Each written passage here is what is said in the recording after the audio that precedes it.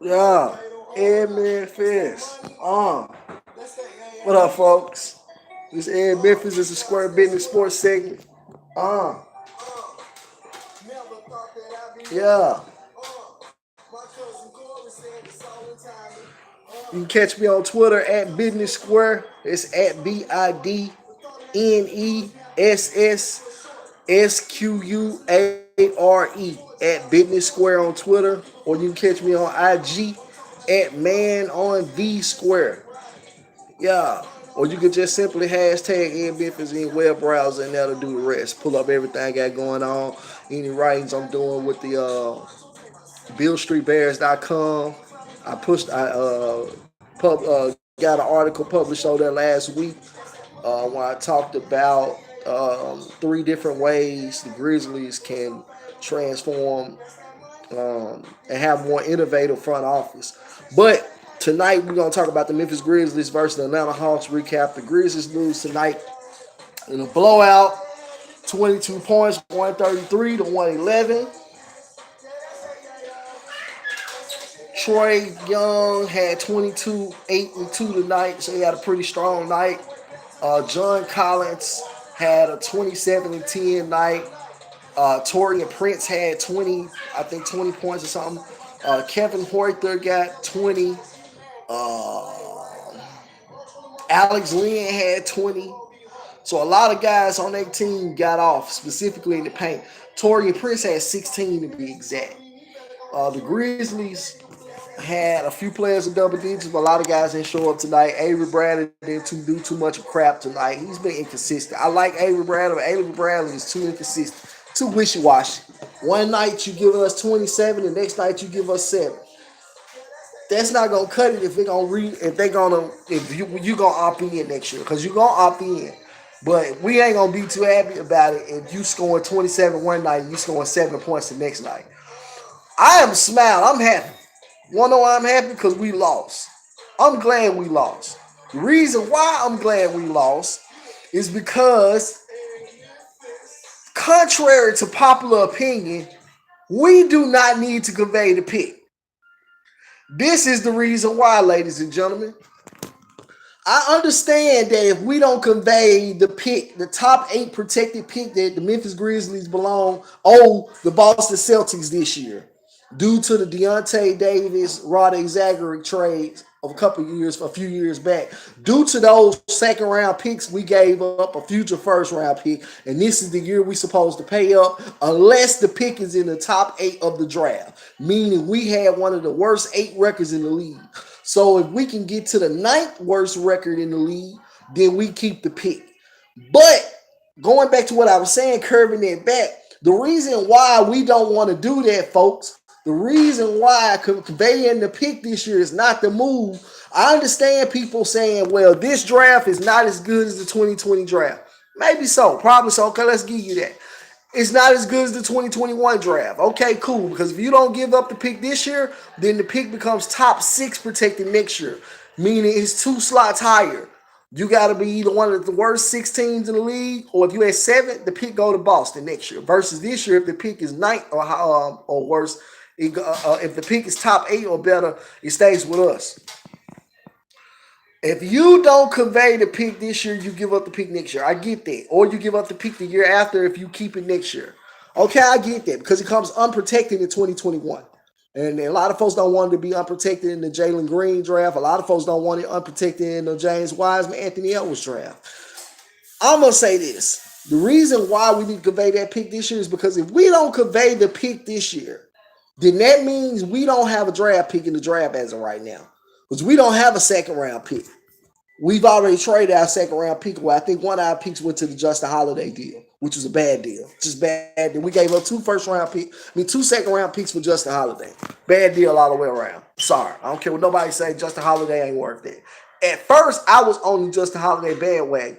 But after seeing the way things went, I mean, just the situation, nothing to knock on Justin Holiday. Justin Holiday has actually gotten better. But considering our situation, it just wasn't worth it.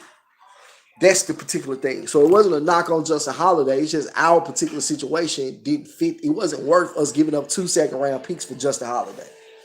So with that being said, the Grizzlies don't have a pick as of right now in the 2019 draft.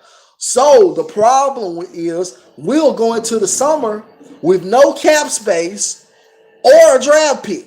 So the only cap space we might have is if Avery Bradley or somebody opts out and we somehow can clear up about 8 to 10, $12 million. And we should have the MLE this year, which the MLE will put us at about $8 million to sign a mid-level exception deal with some, average guy. The problem with that is now you're signing veterans because you don't have draft picks to develop other than Jared Jackson Jr. and Javon Carter. So now you're in a move where you don't have draft picks to develop. So you're going to have to you're going to have to make some type of upgrades. You're going to have to make some type of additions to the team because they're going to be free agents and you're not going to bring everybody back. Let's just face that. So that means you're going to have to face that. So when you realize, okay, we don't have draft picks, now we're forced to sign veterans because now we're forced to try to win games. We can't rebuild because we don't really have enough to rebuild with. So now we're forced to accelerate the rebuild because we don't have enough young assets to go into a total rebuild mode with. So now you forced to accelerate it's forced to accelerate winning now versus the rebuild. So now you looking at signing a veteran, a mid-level veteran, a $4, $5, $6, $8 million a year veteran. That's cool. That's somebody, you sign enough of those type of guys, you sign 2 or 3 of those guys, or you trade for one. Now you probably win an extra 3 to 5 games. So if we conveyed the pick, keep in mind we conveyed the pick. So we're operating in the sense of if we convey the pick. So keep in mind we already at the 9th spot this year because we conveyed the pick. So we at least the 9th worst team in the league, right? All right, so you add a couple veterans on the team because you can't get rookies to develop because we don't have draft picks. So you get these veterans who might add a couple more wins. Now, those couple wins are meaningful to the goofy fans who just want to win, but to those thinking big picture, a couple wins ain't enough because it's not quite enough to put us in the playoff spot. So if we get a few more wins, it'll put us probably around 12 or 13 in the draft, meaning you're the 12th or 13th worst team in the league. You're at the top of the bottom, so to speak. You're at the top of the bottom half of the league. So now you're at like 12, 13, 14 in the draft, which is the bottom of the lottery, mid-first round. So now you're at the mid-first round part of the draft next year versus having a top. If we just tanked it like we supposed to, we would have a top 5 pick this year, possibly a shot at number 1. Folks be like, well, we'll never win number 1. Well, the chances are different this year because for the first time ever, the number 1 team doesn't have the most chances of winning the number 1 pick. It's an even split of the top 3, the worst 3 teams in the league. So the bottom 3 teams in the league, now all 3 have an equal chance of 14% of getting the number 1 pick. They all 3, the worst 3 teams got 14% chance of getting the number 1 pick in the draft, right? So the 4th team is at 12.5%. I think the 5th team is at 10% or something like that. So you have a better chance of getting the number 1 pick in the Zion sweepstakes than you do of really landing anything next year. Because what people are not thinking about is the team, if you don't get a draft pick this year, you're forced to make the team better for next year because you don't have much to develop. So now you're forced to sign veteran players. This is what's going to happen that y'all are not thinking about. Y'all are not thinking 2 or 3 steps ahead, folks. Not even the front office, or they wouldn't be saying convey the pick. It almost drives me crazy that I'm actually the only one thinking this. Oh my God, do y'all not think this? It's common sense, but you just got to think it all the way out. If you convey the pick this year, you're forced to get better because you don't have a draft pick. So that means you're going to have to go get a mid-level veteran who's probably going to add, if you get 2 or 3 of those guys, which you probably are, then you're going to be probably getting about 2 or 3, about anywhere from 2 to 5 more wins next year. That puts you at just slightly not enough to make it to the playoffs, but enough to put you at the bottom of the lottery. So now next year you're drafting at 13 or 14 or even 15, 13 or 14 versus drafting in the top 5 or possibly even number 1 pick this year. Damn, I just laid that down to the smackdown. I know I need a Emmy or something, a YouTube award or something for that, because I just put that down on y'all. Think about what I just said. I'm thinking 2-3 steps ahead in this game with this. Y'all thinking about the pick, conveying the pick this year just so you can get next year's pick. The problem is, more than likely, if you convey the pick this year, you're going to get even better next year. Whatever chemistry that we develop enough to convey the pick to go from being a top 5 worst team in the league, the bottom 5 in the league, to conveying the pick at 9 or 10. Whatever chemistry that we develop in order to get to 9 or 10 to convey the pick, that same chemistry is only going to progress and improve next year, which means the pick gets worse next year. It goes from 9 or 10 down to 12 or 13 or even 14. How do y'all not catch that? If you get down to 9 from where we came from in All-Star break or before All-Star break, before the Marc Gasol trade, if you come from 4 or 5 all the way up to 9, chances the trend is going up. So the team is getting better. The problem is the team's getting better at the wrong time. Because now you're killing the draft pick. Now we convey this year's pick. Cool. But next year's pick, we're getting better. So we're going to be a better team next year, which means we might likely finish better than 9th or 10th, which means we finish somewhere around middle of the pack, which means you got a mid first round pick next year versus having a top 5 pick this year.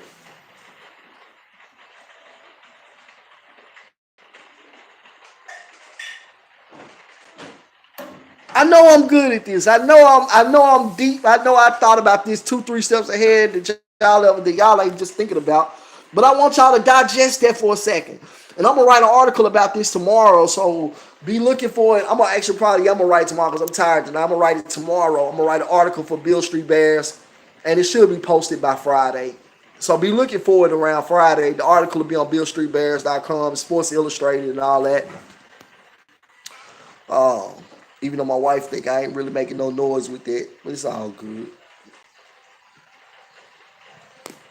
So I'm just putting out the facts to y'all, folks. It's like I see the wall that's ahead, and y'all going 75 to 100 miles per hour straight at it. Like, dude, you don't see that brick wall ahead that you finna smash into? That's what's happening. This is not opinion or nothing. This is common sense. It's common sense, simple. You convey the pick this year, whatever energy or chemistry that you develop to convey the pick this year is going to continue to progress. You're going to continue to grow on it. If you got it going to end the year off, that means you trended in the right direction. So you're 9 times out of 10 going to continue to trend in that direction next season, which means you improve from 9 to 10 to 12 to 13. You do that, you're lowering the draft pick. And you didn't get any draft prospects over the past summer to develop from. So you still holding on to the development of guys from 2 years ago because Darren Jackson will be 2 years removed at that point.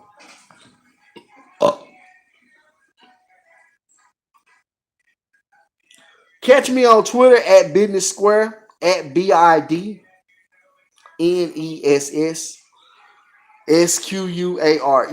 at Business Square on Twitter. This is Ed Memphis. Tonight's game, I'm glad it was a blowout. I'm glad we lost. Hopefully it'll destroy their spirit. They can get back to losing their losing ways so we can get this pick back to where it needs to be. Man, this is so stupid. Who is right? Man, who is... My God. I mean, what are the meetings like for the direction of the Memphis Grizzlies? What are the front office meetings like? Because it just got to be a whole bunch of throwing paper planes around and playing rock, paper, scissors and throwing darts and ideas and concepts. Because there is clearly no structure or forward thinking at all. Nobody is thinking big picture. It's unbelievable that a billion-dollar company such as Memphis Hoops, which owns Memphis Hoops LLC, who owns the Grizzlies, that a company that big has no innovation in the front office. No innovation, at least not amongst the real decision makers. Nobody's being innovative. Everybody's just we convey the pick because everybody's telling us the next year's draft is better than this year's draft. Then you can tell they don't even really, these guys, our team really hasn't scouted this year's draft really well because they're hoping to convey the pick. So they're not even prepared for the possibilities of keeping the pick. They haven't even thought this scenario out good, folks.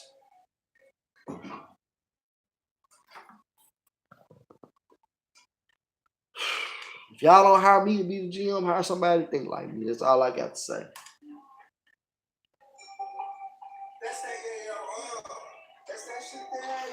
This is Ed Mwmphis, folks. This has been the Square Business Sports segment. Shout out to Miss T. Freeman, because T. Freeman was one of the main folks that might win the video coming out today. Rolling. Shout out to everybody that follow me, LeBron Atlanta. Shout out to Tony Parker, all those cats on YouTube that be following me. Everybody, I can't think of everybody's name. That means you need to get on here. Paola, all of y'all, Cash Paola, Triola, Joyce Peterson, all of y'all. Everybody show support. Much love, Southern Red Legs. Man, everybody showing support. Memphis boy in Texas. Yep, shout out to all y'all, man. Much love. This is Ed Mwmphis. Keep it pimping, because we're going to keep living.